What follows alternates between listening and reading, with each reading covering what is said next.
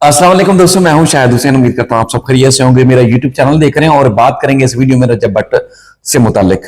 रजब भट्ट गुज़श्ता रोज Sindh high court में पेश हुए, अबूरी जमानत हासिल की उनकी, और मियां अली इशफाक साहब जो कि उनके वकील हैं, उनकी जो सहाफ़ियों से बातचीत हुई वो हमने पब्लिक की। सिंध हाई कोर्ट का चूंकि तहरीरी हुक्मनामा सामने नहीं आया था तो उस वक्त हमने एक तफसीली वीडियो नहीं बनाई, लेकिन आज चूंकि एक हाई कोर्ट का तफसीली हुक्मनामा सामने आ चुका है, एक रिटर्न ऑर्डर, तो हम उसकी डिटेल आपके सामने रखते हैं। और उसके साथ साथ चूंकि बेशुमार दोस्त जो कि रजब भट्ट के फॉलोअर्स हैं पाकिस्तान के अंदर, पाकिस्तान से बाहर, और जिन लोगों को पता है कि कराची की अदालतों से रिपोर्टिंग हम करते हैं, तो फिर ना सिर्फ सोशल मीडिया के ऊपर बल्कि डायरेक्टली भी लोग मैसेज करके पूछ रहे हैं कि रजब भट्ट की जमानत हुई कब तक और कैसे हुई, क्या कंडीशंस हैं और केस की बारीकी है क्या। तो बहुत ज्यादा पेचीदगी है इस केस में समझने के लिए आप सबको। वो पेचीदगी मैं कोशिश करूंगा कि मुख्तसर वीडियो में आपके सामने रखूं, और मैं उम्मीद करता हूं, बल्कि कोशिश करूंगा कि मैं आपको आसान अल्फाज में ये चीज समझा भी दूं कि बिलाखिर कराची की अदालत में या कराची की अदालतों में रजब भट्ट क्यों ख्वार हो रहे हैं, क्यों उनको यहाँ पेश होना पड़ रहा है। केस का बैकग्राउंड, अदालत के अंदर क्या कुछ हुआ, मार कैसे पड़ी और तनाजा कैसे खड़ा हुआ वकला में, और इनके दरमियान सुलह कैसे हुई, वो तो पूरी तफसीलात हमने 92 न्यूज का जो सोशल मीडिया प्लेटफॉर्म है वहां पर भी आपके सामने रखी थी, और उसके बाद फिर हमने अपने सोशल मीडिया प्लेटफॉर्म्स के ऊपर भी तफसीलात आपके सामने रखी, जिसका बैकग्राउंड आप जानते हैं। लेकिन जो चीजें नहीं पता, मैं कोशिश करता हूं कि वो आपके सामने रखें। रजब भट्ट साहब के वकील मियां अली इशफाक साहब के तवज्जो से सिंध हाई कोर्ट के एक जो chief justice Sindh high court हैं, जस्टिस जफर अहमद राजपूत साहब, उनके सामने, यानी कि उनके दो रुकनी बेंच जो कि रेगुलर बेंच है, उनके सामने एक दरखास्त दायर की गई थी कुछ टाइम पहले, जिसमें उनका ये कहना था कि रजब भट्ट के ऊपर चूंकि एक सिक्योरिटी उनको थ्रेट मिल चुका है, एक सिक्योरिटी पॉइंट ऑफ व्यू से उनका केस कराची की जो ट्रायल कोर्ट में जेर समात है, यहां से उनका मुकदमा दूसरी अदालत मुंतकिल किया जाए। क्योंकि वीडियोस में और आप सबने देखा, एक बहुत बड़ा तनाजा खड़ा हुआ था कि रजब भट्ट जब कराची की अदालत में पेश होने के लिए आए तो जो कि मुद्दई मुकदमा है रियाज सुलंगी साहब, फतेह चांडियो साहब और दीगर के साथ जिस तरह का तनाजा खड़ा हुआ, उनका ये दावा है कि उन्होंने मारा, उनका दावा है कि उन्होंने मारा, और उसके बाद फिर वीडियोज में आपने किसने क्या किया वो सब आपने देखा। उसमें मेरा नहीं ख्याल कि मुझे कुछ तजिया करने की या वजाहत करने की जरूरत है, लेकिन एक बखेड़ा मचा था और एक बहुत बड़ा बवाल खड़ा हुआ था, तनाजा हुआ, एक दूसरे के ऊपर मुकदमात भी दर्ज किए गए। फिर आमिर वड़ैच साहब और मियां अली इशफाक साहब की तवज्जुह से या कोशिशों के बाद लड़ाई ये खत्म हुई और एक फड्डा जो था वो खत्म हुआ, और उसके बाद रजब भट्ट जब चाहे तो अदालतों में अब इजीली पेश हो सकते हैं, यानी कि उनको वकला से मार पड़ जाए या वकला से की जानिब से उनको तशद्दुद किया जाए, तो वो खतरा बज़ाहिर इस वक्त नजर नहीं आ रहा। लेकिन रजब भट्ट साहब ने चूंकि सिक्योरिटी पॉइंट ऑफ व्यू से मुद्दा बनाते हुए या तनाजा बनाते हुए उन्होंने अदालत में एक दरखास्त दायर की कि उनका मुकदमा कराची की अदालत से मुंतकिल किया जाए, क्योंकि बैकग्राउंड में उन्होंने बताया कि ये सब कुछ भी हो चुका है। उस पर अदालत ने, जस्टिस जफर अहमद राजपूत साहब की अदालत ने नोटिस जारी किए गए थे। उसमें उस जज साहब जिनकी अदालत में यह मुकदमा पहले से जेर समात है रजब भट्ट के खिलाफ, उस अदालत को भी फरीक बनाया गया था, प्रोसिक्यूशन और दीगर को भी, और नोटिस जारी किए गए थे। मेरे ख्याल में 5 मई से पहले, डेट अभी फिक्स नहीं हुई, लेकिन 4 हफ्तों के लिए नोटिस जारी किए गए थे। 2-4 दिन में उनकी केस की समाअत हो जाएगी इस मामले में। अब उसी अदालत में, चूंकि जाहिर है वो जब नोटिस भी जा चुका होगा और उसी अदालत को ये पता भी है कि रजब भट्ट ने ये मुकदमा यहां से ट्रांसफर करने के लिए जो है वो सिंध हाई कोर्ट से रजू कर रखा है, तो उसी अदालत में जहां ये मुद्दा पहले आ चुका है, तफ्तीशी अफसर की साजिश हो चुकी है, पुलिस का ये दावा है कि उनके पास कोई रजब भट्ट ने तौहीन मजहब की या नमाज की बेहरुमती की जो उनके ऊपर इल्जाम है, उनके पास कोई एविडेंस नहीं है, रिकॉर्ड पर मौजूद उनके पास नहीं है। और ये भी कहना है कि रजब भट्ट ने चूंकि उसी अदालत से ही जमानत हासिल कर रखी थी कि उनको गिरफ्तार ना किया जाए इस मुकदमे में, तो उसके बाद रजब भट्ट पुलिस के सामने पेश भी नहीं हुए।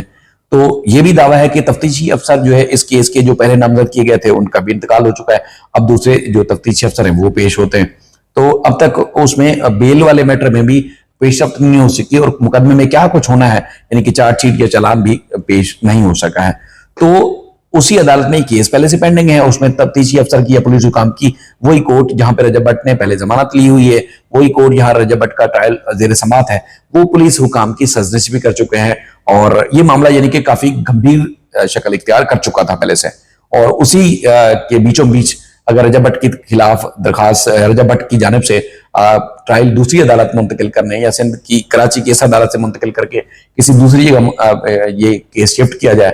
चैलेंज किया जाता है, तो यकीनन आप समझ सकते हैं कि तासुर उस अदालत में क्या जाएगा जिस अदालत में पहले से मुकदमा जेर समाअत है।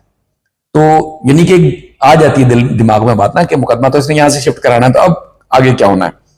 आगे होना यह है कि उसी जब इस केस को ट्रांसफर करने के लिए केस अदालत में पेंडिंग था, ट्रायल कोर्ट की मैं बात कर रहा हूं, तो जब यहां से नोटिस जाता है कि इसको मुंतकिल किया जाए सिंध हाई कोर्ट से, तो उसी कोर्ट में रजब भट्ट ने पेश होना था और उनकी तरफ से अदालत में एग्जम्पशन दी जाए, एक दिन की जो हाजिरी है उसे सस्तना दिया जाए, जिसको आप पंजाब में दीगर जगहों पर अक्सर कहते हैं जी हाजिरी से माफी दी जाए। माफी का लफ्ज शायद हम यहाँ कराची में तो इस्तेमाल नहीं करते और ना ही मैंने किसी तरह में देखा है किसी अखबार या टीवी चैनल में, लेकिन सस्तना का लफ्ज हमने इस्तेमाल किया है। उसमें उनकी वकील की तरफ से दरखास्त दायर की गई थी उस दिन कि रजब भट्ट की जो तबीयत है वो नासाज है, वो पेश नहीं हो सकते, तो लिहाजा जो है उनको एक रोज के लिए सस्तना दिया जाए। तो रजब भट्ट की अदालत ने वो जो सस्तना देने की दरखास्त थी वो मुस्तरद की और उनकी जो बेल की एप्लीकेशन थी या बेल पहले अदालत ने दे रखी थी वो मंसूख कर दी और उसके बाद फिर पुलिस हुकाम को ऑर्डर दिया, जो मैंने पहले रिपोर्ट किया आपके सामने। तो कहने का मकसद ये कि बहुत बड़ा एक वबाल मच गया। हालांकि मुझसे बहुत सारे रजब भट्ट के जो चाहने वाले हैं या सपोर्टर हैं या उनको जो पसंद करते हैं वो पूछते हैं कि क्या अब भी बेल मंसूख हो गई है तो क्या रजब भट्ट को गिरफ्तार कर लेगी पुलिस? तो मैंने उनको कहा यार ये मजाक बन जाएगा पुलिस के लिए, मुझे नहीं लगता कि पुलिस रजब भट्ट को गिरफ्तार करे, क्योंकि इस किस्म का तौहीन मजहब वाले मामले में हमें नहीं पढ़ना चाहिए कि कौन क्या कर रहा है, हमें एक हदूद में रहना चाहिए। तो उसी चीज को भी पॉइंट आउट किया गया है जो सिंध हाई कोर्ट से रजब भट्ट ने कल जमानत ली है। तो बहरहाल रजब भट्ट को इस दौरान पुलिस ने गिरफ्तार नहीं किया या नहीं कर सकी। उन्होंने सिंध हाई कोर्ट में रजू किया, जस्टिस मीरा शाह साहब की अदालत में जो है वो केस पाया और अदालत ने जो है वो नोटिस जारी किए जिसमें रजब भट्ट की जो है वो जमानत कबल गिरफ्तारी और या अबूरी जमानत जो मंजूर की और जस्टिस मीरा शाह साहब ने 29 अप्रैल 2026 को इस मामले की समाअत की और अदालत ने कहा कि रजब भट्ट जो दरखास्त गुजार हैं उनके खिलाफ तज़ीरत पाकिस्तान की दफा 295 ए के तहत जो थाना हैदरी कराची सेंट्रल डिस्ट्रिक्ट में जो है वो दर्ज किया गया था। मुलजिम की जानिब से मौक़िफ़ इख्तियार किया गया है कि उसके खिलाफ झूठा मुकदमा दर्ज किया गया है या उसको झूठे मुकदमे में मुलव्विस किया गया है और केस को जो कानूनी तकाजे हैं उसके बरक्स जो है उनके खिलाफ दायर किया गया है। वकील सफाई यानी कि रजब भट्ट के वकील मियां इशफाक साहब हैं, उन्होंने भी अदालत को बताया कि जो शिकायत कुनंदा है वो मजाज अथॉरिटी नहीं है, यानी कि जिसको अथॉरिटी हो कि ये मुकदमा फलान सेक्शन के तहत दर्ज करा सकता है वो दर्ज नहीं करा सकती, यानी कि एक प्राइवेट दर्ज नहीं करा सकता शख्स। अगर गवर्नमेंट चाहे तो अगर उसको किसी बात पर एतराज हो तो वो फाइल कर सकती है, लेकिन कोई प्राइवेट शख्स नहीं कर सकता। और उसके बाद ना ही इसके पास कोई मुकदमा दर्ज करने का कोई इख्तियार था। तो अदालत ने कहा कि हमने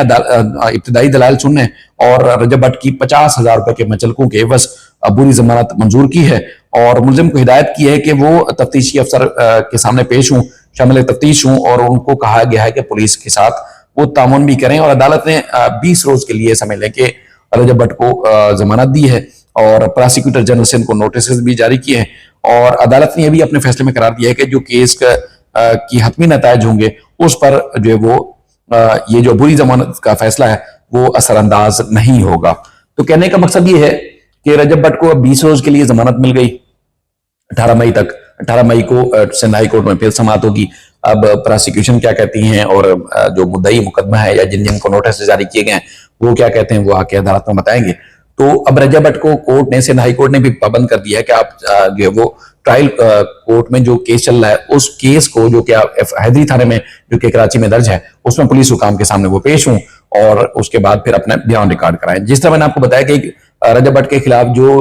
मवाद है वो इतलात के मुताबिक नहीं है उनके पास मवाद। तो अब देखना यह है कि पुलिस अब केस को किस तरह आगे प्लीड करती है, आगे किस तरह चलाती है, लेकिन ये एक हैरान कौन शक्ल इख्तियार कर चुका है। तो आप सबको जिस तरह मैंने बताया कि मैं कोशिश करूंगा कि आसान अल्फाज में समझा सकूं। मुझे उम्मीद है कि चीज समझ आ गई होगी कि एक चीज आ जाती है कि कोई बड़ी चीज नहीं थी। अमूमी तौर पर बड़े बड़े सियासतदान, बड़े बड़े क्रिमिनल, चाहे वो टेररिज्म के केसेस में हों या करप्शन के केसेस में हो या कोई और भी मामला हो, तो उसमें हाजिरी तहसना की दरखास्तें, कोई तबीयत खराब है या कोई और इमरजेंसी हो गई है तो दी जाती है, उसको कोर्ट मंजूर भी कर लेती है। तो रजब भट्ट की जो है वो हाजिरी तहसना की जो दरखास्त थी अदालत ने मुस्तरद की और जमानत भी साथ में मंसूख कर दी, और केस कौन सा है वो आप पहले समझ चुके हैं। तो ये एक मामला था जिसमें चूंकि वो मुकदमा तो ट्रांसफर करने की सिंध हाई कोर्ट में उन्होंने पहले से एक अलग से दरखास्त दायर कर रखी है, तो क्यों ना इसको और रगड़ा लगाया जाए, ये तासुर जाता है। तो बहरहाल अब अदालत यानी कि सिंध हाई कोर्ट इसमें फैसला करेगी कि मजीद आगे क्या कुछ होना है। तो अपना बेहद ख्याल रखिएगा, अपना फीडबैक जरूर दीजिएगा। अल्लाह हाफिज।